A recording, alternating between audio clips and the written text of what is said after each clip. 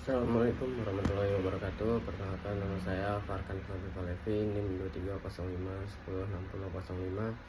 dari kelas A Program Studi Pendidikan Jasmani. Di sini saya sedikit menjelaskan tentang bagaimana cara kita melakukan proses mengajar pembelajaran teori dan praktik dalam olahraga. Memerlukan pendekatan yang terstruktur, itu yang utama, dan interaktif untuk memastikan bahwa peserta didik ini tidak hanya memahami konsep-konsep teori, tetapi juga dapat menerapkan dalam situasi praktik. Berikut mungkin ada beberapa metode dan strategi yang dapat digunakan. Mungkin yang pertama itu belajar berbasis proyek ya. Jadi peserta didik ini dapat membuat proyek atau tugas yang memerlukan peserta didik dapat menerapkan teori dalam konteks praktik gitu. Jadi proyek ini bisa berupa seperti analisis, permainan, atau rencana strategi bagaimana untuk situasi tertentu dalam olahraga. Terus juga bisa menggunakan teknologi, memanfaatkan perangkat lunak seperti aplikasi, handphone, dan lain-lain, AI seperti itu, video untuk memperlihatkan teknik dan strategi yang efektif dan dalam aksi.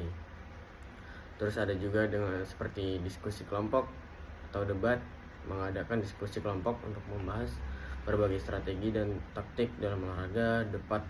Debat dalam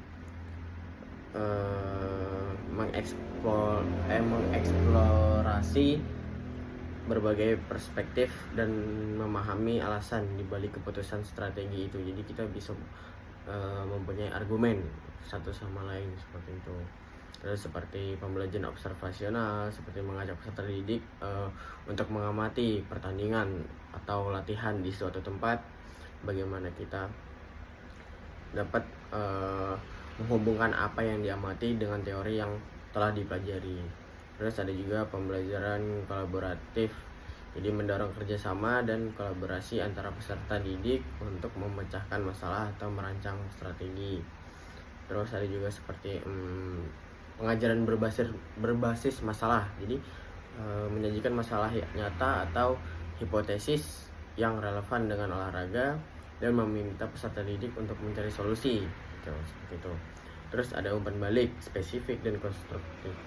Jadi memberikan umpan balik ini spesifik dan konstruktif itu untuk membantu peserta didik memahami kekuatan dan kelemahan dan penerapan teori.